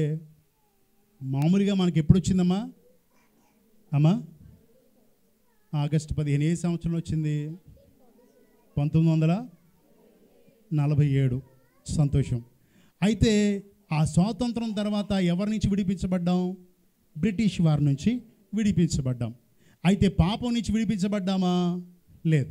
అయితే ఇక్కడ స్వాతంత్రమునిచ్చు సంపూర్ణ వినయముతో అంటే ఇప్పుడు స్వాతంత్రం వాక్య ప్రకారంగా ఎప్పుడు వస్తుందంటే నీ బంధకాల నుంచి విడిపించబడినప్పుడు. దేవుని ఆత్మ ఎక్కడుంటుందో అక్కడ స్వాతంత్రము నుండును. అంటే దేవుడు తన ఆత్మ చేత నీతో మాట్లాడుతున్నప్పుడు ఇక్కడ ఎవరున్నారు అమ్మా? ఇక మన మధ్యన ఎవరున్నారు? దేవుడు ఉన్నాడు. దేవునికి స్తోత్రం. ఎచ్చట 2-3 నా నామమును కూడి ఉంటారో అంటే ఇప్పుడు మన మధ్యన ఆయన ఉన్నట్టా లేనట్టా? రైట్, మన మధ్యన ఉన్నాడు. ఆయన ఏ స్వరూపి అయి ఉన్నాడు? ఆత్మస్వరూపి అయి మనలో ప్రతి ఒక్కరితో, మీతో, సేవకుడైన నాతో కూడా మాట్లాడుతున్నాడు. దేవునికి స్తోత్రం. ఇలా మాట్లాడుతున్నాడు గనుక ఎప్పుడైతే ఆయన మాటకు లోబడతామో దేవుని ఆత్మ మనకు స్వాతంత్రమును ఇస్తుంది. ఇంతకుముందు నా జీవితం పాప బంధకాల్లో ఉండేది, సంఖ్యలలో ఉండేది. మాట్లాడొద్దు బాబా. దేవునికి స్తోత్రం. ఇంతకుముందు నన్ను చూసుకుంటే నేను లోకంలోనే ఉండేవాడిని. నా సాక్ష్యం చెప్పను కానీ క్లుప్తంగా, నా మాట లోకానుసారం, నా ప్రవర్తన లోకానుసారం, నా జీవితమే లోకానుసారంగా ఉండేది, నా స్టైల్ లోకానుసారంగా ఉండేది. నేను హై స్కూల్కి 2 బెల్ట్లు పెట్టుకుని వెళ్ళేవాడిని. 2 బెల్ట్లు ఇన్షర్ట్ చేసుకుని 2 బెల్ట్లు మొగలకుదురు హై స్కూల్కి. సో దేవుని బిడ్డలారా, ఎందుకు ఈ మాట చెప్తున్నానంటే నా ప్రవర్తన అలా ఉండేది. అంటే సాతాను యొక్క బంధకాల్లో ఉండేవాడిని. ఎప్పుడైతే సత్యమును ఎరిగి ప్రతి బంధకం నుంచి విడిపించబడ్డానో ఇప్పుడు పాపము నుండి విమోచించబడిన వాడిని స్వతంత్రుడిగా ఉన్నాను. దేవునికి స్తోత్రం. ఇక నా మీద ఏమి ఏలుబడి చేయదు, పాపము నా మీద ఏలుబడి చేయజాలదు. ఎందుకు అంటే నేను స్వతంత్రుడయ్యాను, యేసు రక్తంలో కడగబడ్డాను. దేవాది దేవుడు తన రక్తాన్ని నా కొరకు చిందించాడు గనుక, యేసు రక్తంలో ప్రతి పాపమును కడిగి పవిత్రపరుస్తుంది గనుక, ఆయన రక్తంలో కడగబడిన నేను, పరిశుద్ధపరచబడిన నేను ఇప్పుడు స్వతంత్రుడిని. దేవునికి స్తోత్రం. ఇంతకుముందు భయం, ఏ సైడ్లో ఏ పాపం లాగుతుందో, ఎవడు పిలుస్తాడో, దేనికి పిలుస్తాడో, ఏ వ్యసనం కోసం పిలుస్తాడో, ఇప్పుడు నన్ను ఎవడో పిలవడో. దేవునికి స్తోత్రం. హల్లెలూయా. ఇప్పుడు నేను స్వతంత్రునయ్యాను. దేవుని ఆత్మ స్వతంత్రముని ఇచ్చింది. అంతేకాదు దేవుని ఆత్మ సంపూర్ణమైన వినయాన్ని ఇచ్చింది. దేవునికి స్తోత్రం. యేసుక్రీస్తు ప్రభు తండ్రికి విధేయుడై ఉన్నాడా లేదా? సో ఆయన ఆత్మ నాలో పనిచేస్తే నేను విధేయత కలిగి ఉంటానా లేదా? అమ్మా, విధేయత కలిగి ఉంటాను. విధేయత లేకపోతే దేవుని ఆత్మ లేదు. ప్రియమైన దేవుని బిడ్డలారా, మీరు తల్లిదండ్రులకి విధేయులై ఉన్నారో లేదో మీరు ఆలోచన చేసుకోండి. తల్లిదండ్రులకి విధేయులు కాక ఎదిరించేవారుగా ఉంటే గనక దేవుని ఆత్మ మీలో పనిచేయడం లేదని అర్థం. కాబట్టి దేవుని బిడ్డలారా, అయితే స్వతంత్రమునిచ్చు సంపూర్ణమైన వినయము నీలో ఉంటే, అంటే ఈరోజు ఒకవేళ ఇక్కడ కూర్చున్న నీవు దేవుడు నీతో మాట్లాడుతుంటుండగా ఆ పాపము నుండి విడిపించబడడానికి ఇష్టపడి, ఆ పాపము నుండి విమోచించబడడానికి ఇష్టపడి ఎప్పుడైతే వినయముతో ఈ వాక్యాన్ని అంగీకరిస్తావో, దేవునికి స్తోత్రం, వినయముతో ఈ వాక్యాన్ని అంగీకరించడానికి ఇష్టపడతావో, వాక్యం చెప్తున్నటువంటి మాట అలాంటి వాడు తేరి చూసి నిలకడగా ఉంటాడంట. దేవునికి స్తోత్రం. హల్లెలూయా. అంటే తేరి చూడడం అంటే స్పష్టంగా చూడడం. అంటే అద్దాన్ని ఇప్పుడు కొంతమంది చేసే పని ఏంటో తెలుసా? అద్దంలో మానేశారు ఇప్పుడు చూసుకోవడం. మనం ఎలా ఉన్నామో దేనిలో చూసుకుంటున్నాం? సెల్ ఫోన్లో ఫోటో తీసేసుకుంటున్నాం. ఫోటో తీసుకుని జూమ్ చేసుకుంటున్నాం. జూమ్ చేసుకుని ఇక్కడ మచ్చ కనబడుతుంది, ఈ మచ్చ కనపడకుండా ఏదోటి పాము వేయాలా అనుకుంటున్నాం. మనం తేరి చూసుకుంటాం కదా. ఎవరైనా ఫోటోలు పంపించారనుకో, ఫర్ ఎగ్జాంపుల్ ఎవరైనా ఫ్రెండ్స్ ఫోటోలు పంపించారు, మామూలుగా ఎలా చూసి లేస్తావా? తేరి చూస్తావు, జూమ్ చేస్తావు. జూమ్ చేసి ఏంటే నువ్వు అది ఎట్టుకోలేదు, ఇది ఎట్టుకోలేదు అంటామా లేదా? అంటే దాన్ని అంటే నేను ఎందుకు చెప్తున్నానంటే దాన్ని తేరి చూడడం అంటారు, స్పష్టంగా చూడడం అంటారు. ఇప్పుడు ఈరోజు నువ్వు కూడా వాక్యములో నిన్ను నీవు తేరి చూసుకోవాలా. నీకు చెప్పే అర్థం ఏంటంటే వాక్యమైన దేవుడు వాక్యములో నీతో మాట్లాడుతున్నాడు, బయట ఏమీ మాట్లాడడం లేదు. వాక్యములో నిన్ను నువ్వు చూసుకో, వాక్యములో సరిచేసుకో అని చెప్తున్నాడు. ఇప్పుడు తేరి చూడాలా. వాక్యమైన దేవుడు సేవకుల్లో నుండి నీతో మాట్లాడుతూ ప్రతి వారం సరిచేయడానికి ఇష్టపడుతున్నప్పుడు నువ్వేం చేయాలా? తేరి చూసి నిలకడగా ఉండాలి. దేవునికి స్తోత్రం. తేరి చూసి వెళ్ళిపోతే ఉపయోగం ఏమనుందా? అర్థంలో ఇలా చూసుకున్నావు, వెళ్ళిపోతే ఉపయోగం ఏమనుందా? నిలకడగా ఉండి ఏం చేస్తామంట? సరి చేసుకుంటామంట. దేవునికి స్తోత్రం. హల్లెలూయా. దేవుని నామానికి మహిమ కలుగునుగాక. కాబట్టి దేవుని బిడ్డలారా, ఇక్కడ జాగ్రత్తగా వినాలి. అలాంటి వాడు వినయముతో, అంటే వాక్యాన్ని ఎలా వినాలి అంటే, మా పాస్టర్ గారికి ఎవరో నా గురించి చెప్పినట్టున్నారు, అందుకే ఈ వేళంతా నా గురించి చెప్తున్నాడు కాదు. ప్రభు నాతో మాట్లాడుతున్నాడు, నన్ను సరిచేయడానికి ఇష్టపడుతున్నాడు, నాలో ఉన్న లోపాన్ని సరిదిద్దడానికి ఇష్టపడుతున్నాడు. కాబట్టి నేను తేరి చూసి నిలకడగా ఉండి ఏ మాట సూటిగా నాతో మాట్లాడుతుందో దాన్ని తేరి చూసి ఆ లోపాలని సరి చేసుకోవాలి. దేవునికి స్తోత్రం. హల్లెలూయా. కాబట్టి దేవుని బిడ్డారా, వ్యభిచరించవద్దు అని వాక్యం సెలవిస్తుంది. దాన్ని తేరి చూడు. వ్యభిచారపు ఆలోచనలు, తలంపులు ఉన్నాయా? వ్యభిచారపుకు సంబంధించిన వీడియోలో ఆసక్తిగా చూస్తున్నావా? వ్యభిచారానికి సంబంధించిన ఊహల్లో ఉన్నావా? వాక్యం చెప్పింది కొత్త నిబంధన గ్రంథంలో ఊహలోకి తెచ్చుకున్నా పాపం చేసినట్టు అని చెప్పింది కదా. అలాంటి ఊహలో ఉన్నావా? నువ్వు తేరి చూడాలి. తేరి చూసి ఆ వైపు చూసి నీలో ఉంటే ఏం చేయాలా? సరి చేసుకోవాలా. దేవునికి స్తోత్రం. తేరి చూసి నిలకడగా ఉండివాడెవడో వాడు విని మరుచువాడు కాక. దేవునికి స్తోత్రం. దేవుని బిడ్డారా, మీరు చాలా సందర్భాల్లో విన్నారు కానీ విడిచిపెట్టేశారు, మరిచిపోయారు. కనుకనే దేవుని యొక్క వాక్యం యొక్క ప్రతిరూపం మీలో కనబడడం లేదు. దేవుని యొక్క వాక్యానుసారమైన జీవితం మీలో కనబడడం లేదు. కనుక తొందరలోనే ముగిస్తానమ్మా, ఎక్కువసేపు ఏం చెప్పను. కొంచెం స్పష్టంగా కొన్ని నిమిషాలు మాత్రమే మనం మాట్లాడుకుందాం. ఈ వాక్యం దాటి బయటికి వెళ్ళను, ఈ వాక్యం దాటి కూడా చెప్పను, ఎందుకంటే మీ అవస్థ నాకు తెలుసు. సో నేను కూడా ఆల్రెడీ కారిపోతున్నాయి. దేవునికి మహిమ కలుగునుగాక. హల్లెలూయా, స్తోత్రం. దేవుని నామానికి మహిమ కలుగునుగాక. మన అవస్థను చూసిన దేవుడు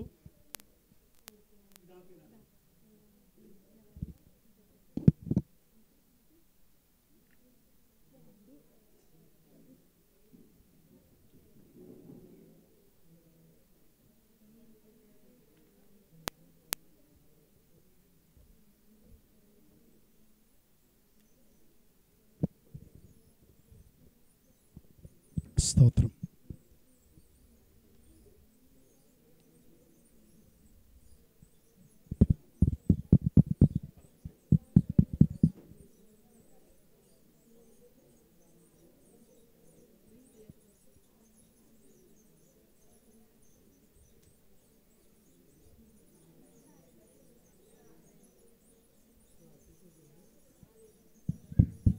స్తోత్రం. హల్లెలూయా. నన్ను వచ్చేసి బాబు నిలబడకు, మిగిలిన వాళ్ళకి డిస్టర్బెన్స్ ఉంటుంది. దేవునికి స్తోత్రం. చెబుదాం హల్లెలూయా. కరెంట్ని ఇచ్చిన దేవునికి మహిమ కలుగును కాక. మీకు బెటర్, మీకు గాలి తగులుతుంది, నాకు గాలి లేదు. మీ పాస్టర్ గారు అవస్థ ఎప్పుడైనా మీరు చూసారా? మరి ఆయనకి గాలి లేదు, ఆయనకి చెమటవా? ఇలాగే వాక్యం చెప్తున్నాను. ఒకసారి మా సంఘ బిడ్డ, ఒక బిడ్డ జగతాని రాజు గారిని చెమటలు ఇలాగ తుడుచుకుంటున్నాను, బాగా తుడుచుకుంటున్నాను, వాక్యం చెప్తున్నాను. సో మళ్ళా వారం టేబుల్ ఫ్యాన్ వచ్చేసింది. ఎవరు కొన్నారు? జగతాని రాజు గారు కొన్నారు. అయ్యగారు పోయిన వారం మీరు చెమట తుడుచుకుంటూ చెప్తుంటే నా ప్రాణంలో లేదండి, మేమేమో హ్యాపీగా ఉన్నామా? మా సేవకుడి నెత్తి మీద ఫ్యాన్ లేదా? ఆయన ఇలా బాధపడుతున్నాడా అని మర్చిపోయాను. కంపెనీ మంచిది, చక్కటి 4,800 ఎంతో ఫ్యాన్ పట్టుకొచ్చి పెట్టేశాడు. దేవునికి స్తోత్రం. హల్లెలూయా. అంటే మిమ్మల్ని పెట్టమని కాదు కానీ మీ గట్టి మనసు ఉందా లేదా అని అడుగుతున్నాను. సో మీ సేవకుడు ఇలాంటి ఆయన అక్కడ కూర్చున్నారు, అక్కడ ఉన్నారు, ఇక్కడ నిలబడతారు కదా, ఇప్పుడు అక్కడ కూర్చుంటారా? వాక్యం అక్కడి నుంచి చెప్తారా? ఇక్కడ నిలబడే కదా. మరి ఇక్కడ నిలబడినప్పుడు మీ సేవకుడు ఉందా? ఒకవేళ వేసుకుంటే ఇలాంటి చెయ్యి తగిలిపోద్దేమో అని పాపం ఆయన వేసుకోవాలా. కాబట్టి వారి గురించి ఆలోచన మీకు ఉండాలి, సేవకుని గురించిన ఆలోచన ఉండాలి. సేవకుని ఏ విధంగా కష్టపడిపోతున్నాడో, మా కొరకు ఏం శ్రమ పడుతున్నాడో అనే ఆలోచన మనకు ఉండాలి. దేవునికి స్తోత్రం. తద్వారా కూడా మనం ఆశీర్వదించబడతాం. రైట్. అయితే దేవుని బిడ్డలారా, ఇక్కడ ఎవడైతే స్వతంత్రుడై, అంటే దేవుని వాక్యం మనకి స్వతంత్రతనిస్తుంది కనుక దేవుని వాక్యం మన స్వతంత్రం ఇచ్చినప్పుడు మనం పాపమును విడిచిపెడతాం, పాప బంధకాలన్నీ విడిచిపెడతాం. మనం పాపమును విడిపించబడి స్వతంత్రులు అవుతాం. దేని చేత నడిపించబడుతున్నామో దానికి దాసులమని వాక్యం రాయబడి ఉంది కదమ్మా. దేని చేత నడిపించబడతామో, మనల్ని ఏది ఏలుబడి చేస్తుందో దానికి మనం దాసులమై ఉన్నాం. నేను పోయిన సంవత్సరం చెప్పిన మాట ఇది, అంటే దాసత్వం గురించి చెప్పిన మాట. దేవునికి స్తోత్రం. నువ్వు దేవుని సన్నిధి ఉన్నప్పుడు సీరియల్ని మాని రాలేకపోతున్నావు అంటే దేనికి దాసురాలివి? సీరియల్కి దాసురాలివి. ఎంత ఓర్చుకున్నా నీ నోట్లోంచి బూతులు వచ్చేస్తున్నాయంటే దేనికి దాసురాలివి? బూతులకి దాసురాలివి. ఇలా మనం దేనికి దాసులమైపోయామో, పాపానికి దాసులమై ఉండగా దాని నుంచి విడిపించబడినప్పుడు ఏమొస్తుంది? స్వతంత్రత వస్తుంది. దేవునికి స్తోత్రం. స్వతంత్రత వస్తుంది. ఇలా స్వతంత్రత దేవుని వాక్యము ద్వారా మనకి స్వతంత్రత వచ్చినప్పుడు దేవునిలాగా మనకి వినయ మనసు వస్తుంది, వినయమైన మనసు. దేవునికి స్తోత్రం. ఇప్పుడు దేవుణ్ణి హింసిస్తున్నప్పుడు, దూషిస్తున్నప్పుడు దేవుడు తిరిగి మాట్లాడలేదు అంటే వినయమైన మనసే కదా. సో మనకుందా అట్టి మనసు? అలాంటి మనసును కలిగి దేవుడు హెచ్చరికగా, దేవుడు గద్దింపుగా, దేవుడు స్పష్టంగా నీతో మాట్లాడుతున్నప్పుడు నువ్వు లోబడి వినయముతో వాక్యాన్ని అంగీకరించాలి. దేవునికి స్తోత్రం. అమ్మ అర్థమవుతుందా? బైబిల్ ఎక్కువ చూడద్దు కానీ నా వైపు చూడండి. ఇప్పుడు వినయము అనేది చాలా ప్రాముఖ్యం. కోపంతో వింటే వాక్యం లోపలికి వెళ్ళదు. అమ్మ కోపంతో వింటే వాక్యం లోపలికి వెళ్ళదు.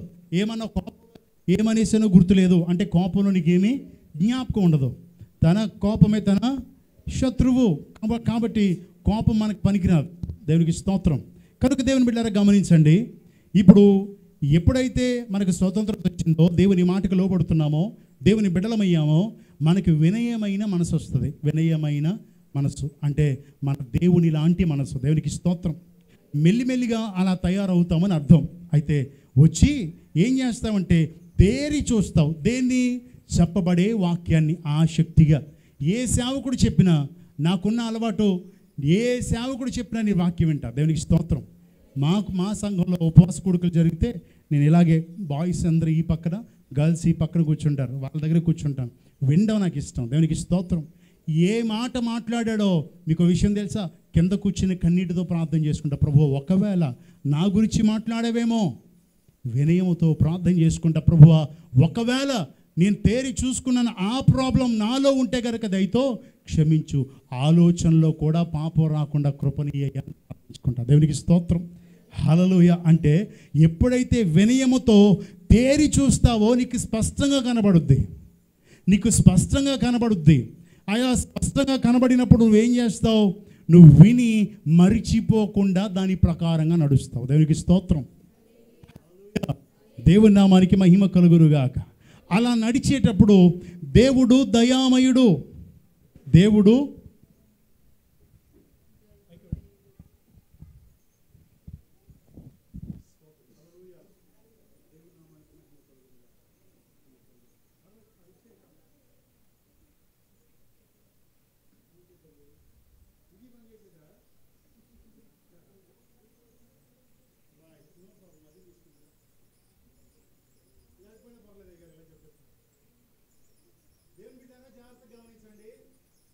డిస్టర్బెన్స్ లేకుండా చక్కగా మాట్లాడేస్తున్నాం.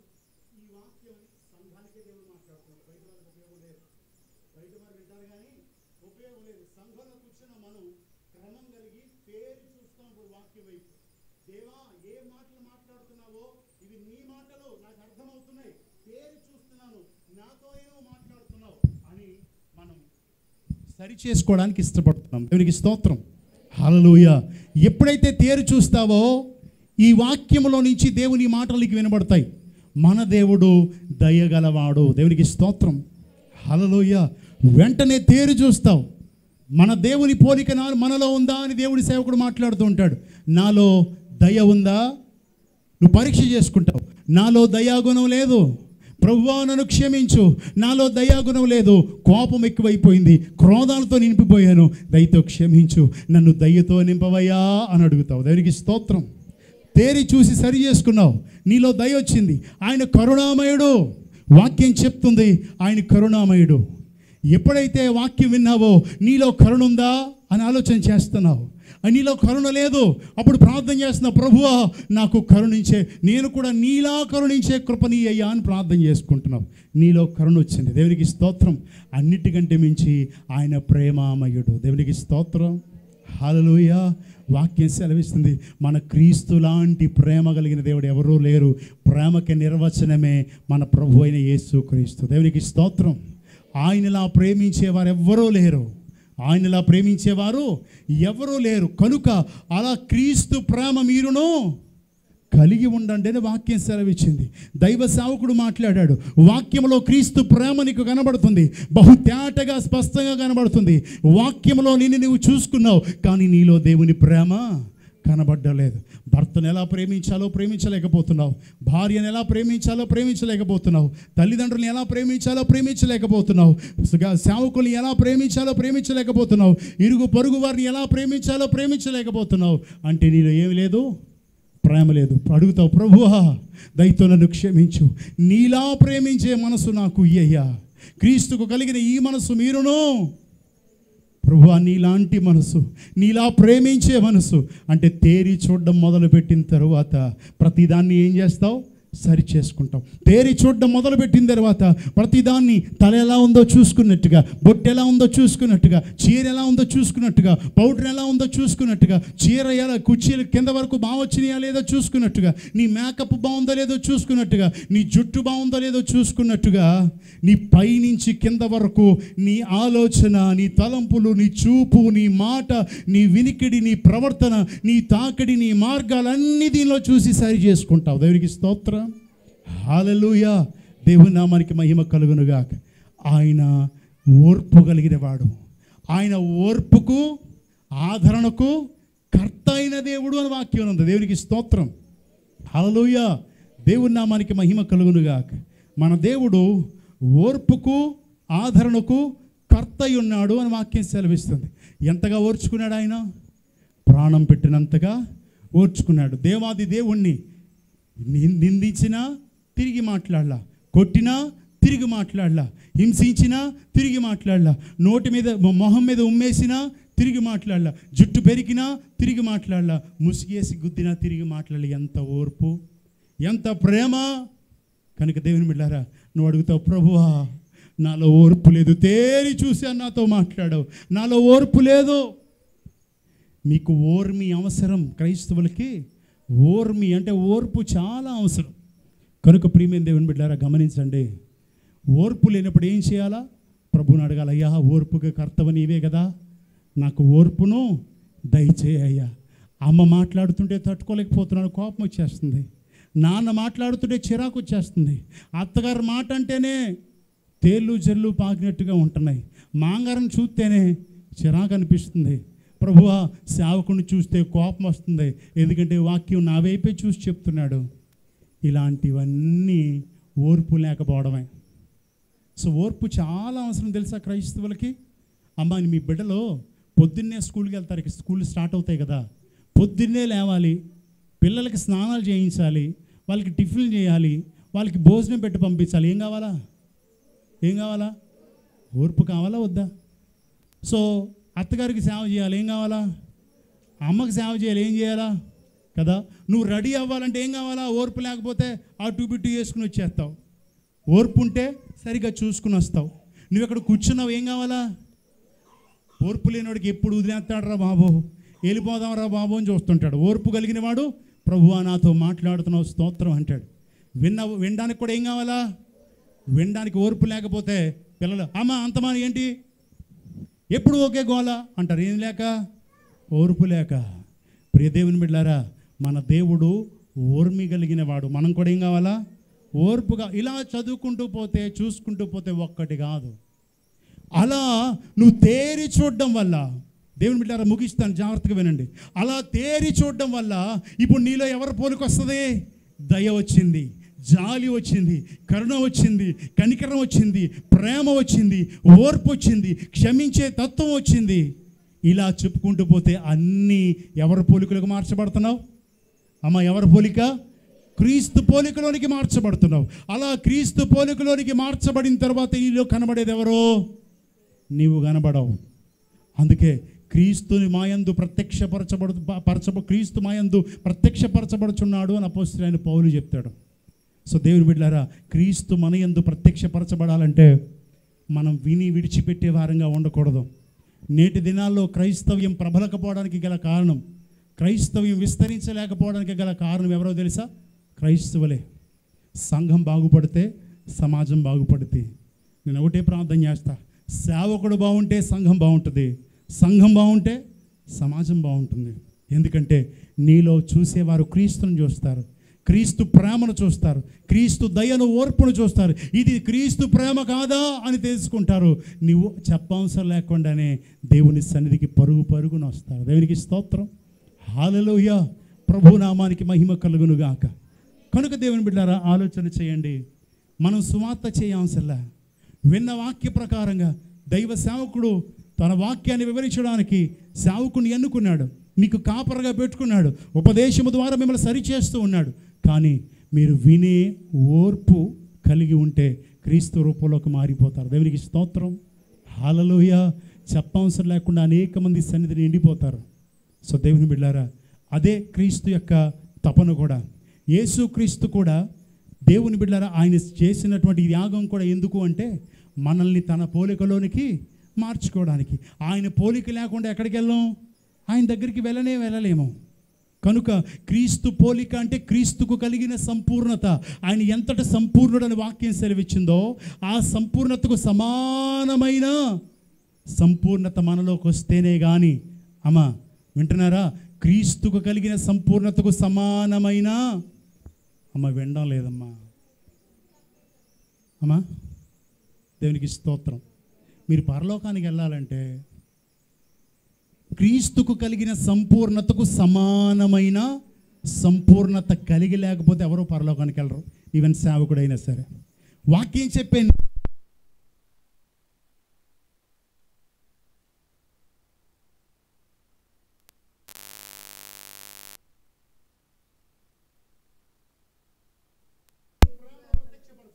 క్రీస్తు గుణగణాలను ప్రత్యక్షపరచాలా, క్రీస్తు యొక్క సంపూర్ణతను నేను ప్రత్యక్షపరిస్తే కదా మీకు అర్థమయ్యేది.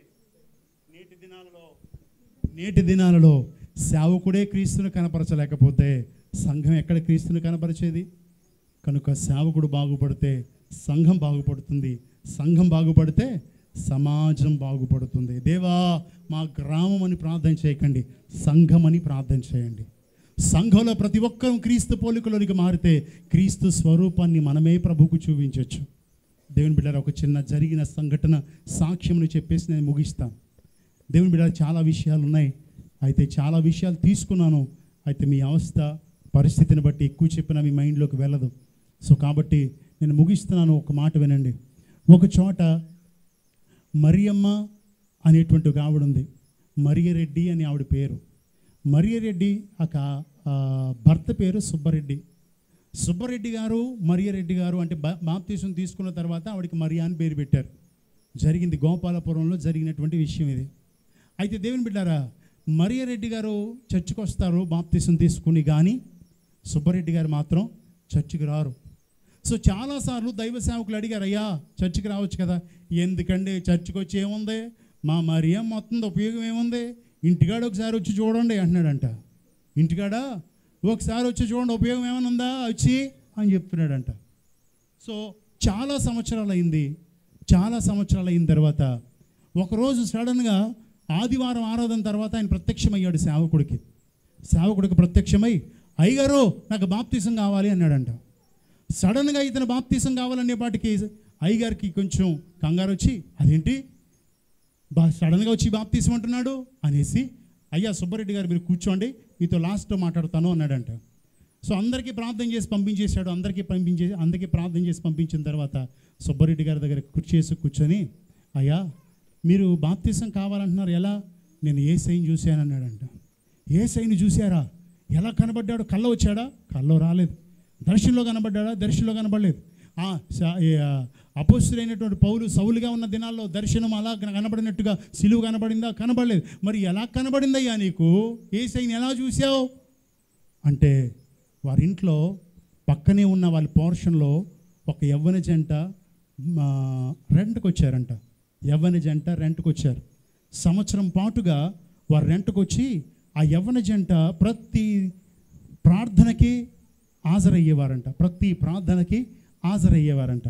చాలా భక్తిగా ఉండేవారంట, చాలా భక్తిగా. ఈ సుబ్బరెడ్డి గారు ఏం చేసేవారంటే వాళ్ళ మీద ఆంక్షలు పెట్టేవాడు. 10 దాటితే గేట్లు తీను, 9 దాటితే లైట్లు ఆన్ చేయకూడదు, 8 దాటిన తర్వాత నీళ్ళు వాడకూడదు, ఇలాంటి ఎన్నో ఇబ్బందులు పెట్టేవాడంట. ఒక్కరోజు రెంట్ కాస్త ఆలస్యం అయితే తిట్టేసేవాడంట. కానీ ఆయన గమనించింది ఏంటంటే, భార్యాభర్తల మొహాల్లో ఎప్పుడు కోపం కానీ, ఎప్పుడు అసహనం కానీ, ఎప్పుడు చిరాకు కానీ కనబడకుండా వారి ముఖాల్లో తేజస్సు కనబడుతూ ఉండేది. అప్పుడు అనుకున్నాడంట ఒకరోజు, ఎప్పుడూ వీళ్ళు నవ్వుతూనే ఉంటారు, నేను తిట్టినా నవ్వుతూనే ఉంటారు, నేను ఏదైనా అనకూడని మాట అన్నా వీళ్ళు నవ్వుతూనే ఉంటారు, ఏంటి కారణం అని అనుకున్నాడంట. కిటికీ తీసి చూస్తున్నాడంట రోజు వీళ్ళు ఏం చేస్తున్నారో అని.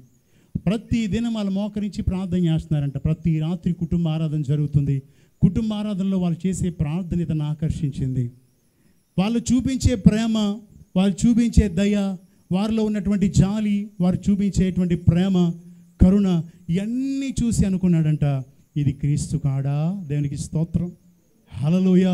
అప్పుడు అన్నాడంటే పాస్టర్ గారు, వారిలో ఉన్న ప్రేమ క్రీస్తు ప్రేమ కాదా? వారిలో ఉన్న దయ, వారిలో ఉన్న జాలి, వారిలో ఉన్న ఓర్పు, వారిలో ఉన్న సహనం, వారిలో ఉన్న దీర్ఘశాంతం, ఇవన్నీ క్రీస్తు పోలిక కాదా? నేను వారిలో క్రీస్తును చూశాను, ఆ క్రీస్తు నాకు కావాలి అన్నాడంట. దేవునికి స్తోత్రం. హల్లెలూయా. మనం ఎంతమందికి క్రీస్తుని కనపరచగలుగుతున్నావు?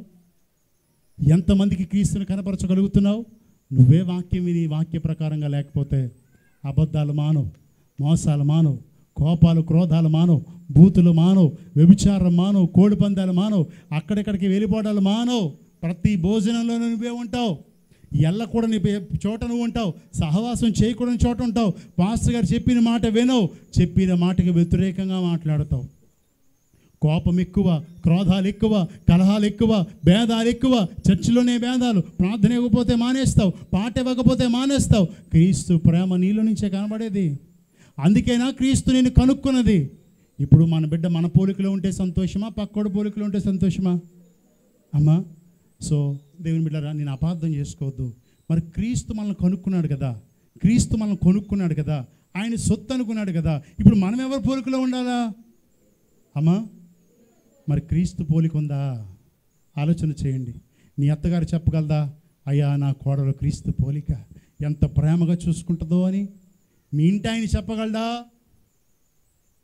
ఆలోచన చేయండి. ప్రవర్తన మారలేదు, నడవడక మారలేదు, ఆలోచన తలంపలు ఏమీ మారలేదు. చర్చకు వచ్చి కూర్చుని అనుకుంటాను దేవుని బిడ్డని. కాదు, దేవుని బిడ్డవైతే దేవుని ప్రత్యక్షపరుస్తావు.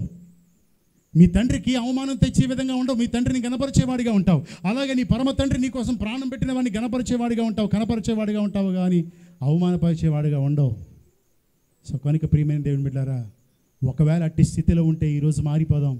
ఈరోజు ఎంతమందిలో కనీసం మనం ఒక్కలమైనా అందాం, యేసయ్యా ఇన్ని సంఘాలలో ఉన్నవారు నామకార్థంగా ఉన్నారేమో, కానీ ఈరోజు నుంచి నేను అలా ఉండను ప్రభువా, నీ పోలిక నాలో వచ్చే వరకు తేరి చూస్తానయ్యా వాక్యాన్ని, ఏ రోజు నువ్వు మాట్లాడినా అని మంచి నిర్ణయం తీసుకుందామా? మోకరిద్దాం, ప్రార్థన చేద్దాం. మోకరించి చిన్న ప్రార్థన చేద్దాం ప్లీజ్.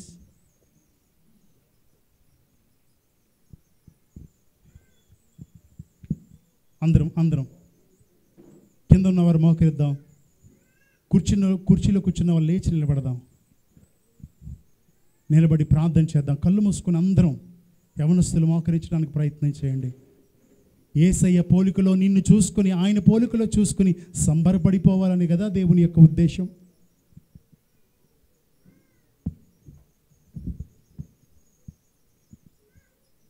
చేద్దాం, ప్రార్థన చేద్దామండి. ప్రభువా, నీ పోలిక నాలో లేదు, నా ఆలోచన మారలేదు, నా తలంపులు మారలేదు, నా ఉద్దేశాలు, నా ఊహలు మారలేదు, నా ప్రవర్తన, నా నడవడిక మారలేదు. దయతో క్షమించయ్యా. నువ్వు వాక్యముతో మాట్లాడుతున్నప్పుడు విని విడిచిపెట్టేవాడిగా ఉన్నాను, కానీ విని వాక్య ప్రకారంగా నడుచుకునేవాడిగా లేనయ్యా. దయతో క్షమించి ఈ రోజు నుంచి నాలో ఉన్న తప్పిదాన్ని సరి చేసుకుంటానయ్యా. చేద్దాం చిన్న ప్రార్థన. మోకరించిన ప్రతి ఒక్కరూ నోరు తెరిచి, ప్రభువా ఈరోజు మీరు నాతో మాట్లాడారు. ఎందుకు మాట్లాడారంటే నన్ను మీ స్వరూపమందు మార్చుకోవాలని, వాక్యము చేత నిన్ను సరిచేసి తన పోలికలోనికి మార్చుకొని ఆయన యొక్క మహిమను నీలోంచి ప్రత్యక్షపరచాలని కదా ప్రభు నిన్ను కొనుక్కుంది. వచ్చి వెళ్ళిపోతామని కాదు ప్రియ సహోదరుడా, సహోదరి, వచ్చి వెళ్ళిపోతామని కాదు. ఎన్నో సభలకు వెళ్తున్నావు, ఎన్నో ఉపవాస కుడికలు అయిపోయి, ఎన్నోసార్లు ప్రతి వారం దేవుని వాక్యం దేవుని దాసుల ద్వారా మాట్లాడుతూ ఉంది, కానీ నీ సహజ ముఖాన్ని చూసుకున్నట్టుగానే వెళ్ళిపోతున్నావు. కానీ వాక్యం అనే అర్థంలో నిన్ను నువ్వు సరి చేసుకోవడానికి ఏనాడు ఇష్టపడలేదు. ఈనాడు ఇష్టపడతావా? ఈనాడు ఇష్టపడితే ప్రభువా నన్ను నీ పోలికలోనికి మార్చయ్యా. నాలో కనబడాల్సింది నేను కాదయ్యా, నాలో కనబడాల్సింది నీవయ్యా. మీ అమ్మ, మీ నాన్న నీలో రాక్షసత్వాన్ని చూస్తున్నారు, నీలో కోపాన్ని చూస్తున్నారు, నీలో క్రోధాన్ని చూస్తున్నారు, భయపడుతున్నారు నీ మొహాన్ని చూసి. అలాంటి నీ అమ్మ నాన్న ఆశ్చర్యపోయే రీతిలో, అలాంటి నీ స్నేహితులు, నీ భార్య, నీ భర్త, నీ అత్త మామ ఆశ్చర్యపడే రీతిలో ఈరోజు మారడానికి ఇష్టపడతావా? అడుగుతావా యేసయ్యా? ప్రతి ఒక్కరూ నోరు తెరిచి యేసయ్యా చెబుదామండి, యేసయ్యా చెబుదామండి. దేవుని ఆత్మ మన మధ్యన పనిచేస్తుంది. ఆత్మను దుఃఖపరచకండి. దేవుడు మీకు స్వతంత్రతనిచ్చాడు, పాపం చేయడానికి కాదు, పాపమును తరిమి కొట్టడానికి. మీరు విడిపించబడిన వారు, రక్షించబడిన వారు, ఆయన సొత్తుగా మార్చబడిన వారు, యేసు రక్తంలో కడగబడిన వారు. అయితే ఆయన పోలికలోనికి రావడానికి దేవుడు వాక్యము ద్వారా నీతో మాట్లాడుతున్నాడు. క్రీస్తుకు కలిగిన ప్రేమ, క్రీస్తుకు కలిగిన దయ, క్రీస్తుకు కలిగిన జాలి, క్రీస్తుకు కలిగిన కనికరం, క్రీస్తుకు కలిగిన దీర్ఘశాంతం, క్రీస్తుకు కలిగిన ఓర్పు నీలో కనపరచాలని ప్రభు ప్రాధేయపడుతున్నాడు. యేసయ్యా నన్ను క్షమించు, మా అమ్మ నాన్నను వ్యతిరేకించి మాట్లాడుతున్నాను, ఎన్నోసార్లు సేవకుల ద్వారా తల్లిదండ్రులకు సన్మానించమని వాక్యం వస్తుంది, కానీ నేను విన్నాను కానీ విడిచిపెట్టేశాను. అయ్యా నన్ను క్షమించు, నా భర్తను తోలనాడుతున్నాను, నా భార్యను అయ్యా అసహించుకుంటున్నాను, ఇలా ఇరుగు పొరుగు వారంటే నాకు ఇష్టం లేదు, నాతో ఎవరు మాట్లాడరు, ఎందుకంటే నేను సరికాదు. మన దేవుడు లోకమును ఎంతో ప్రేమించాడు, నిన్ను ప్రేమించినట్టుగా వారిని కూడా ప్రేమించాడు. ఈ ప్రాంతం మారాలంటే ముందు నువ్వు మారాలి. సహోదరుడా, సహోదరి, కనీసం ఈరోజు నువ్వు చెప్పలేవా?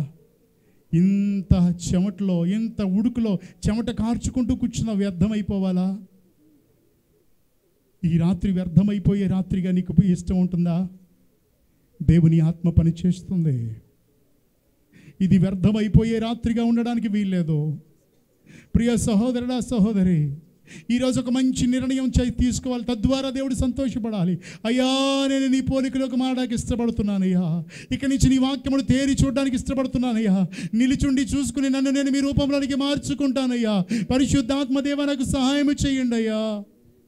ఎవరైతే ఆయన పోలికలోనికి మారడానికి ఇష్టపడుతున్నారో, ఇష్టపడిన వారు మీ కుడి చేయి చూపిస్తే మీ కొరకు ప్రత్యేకంగా ప్రార్థన చేస్తానయ్యా.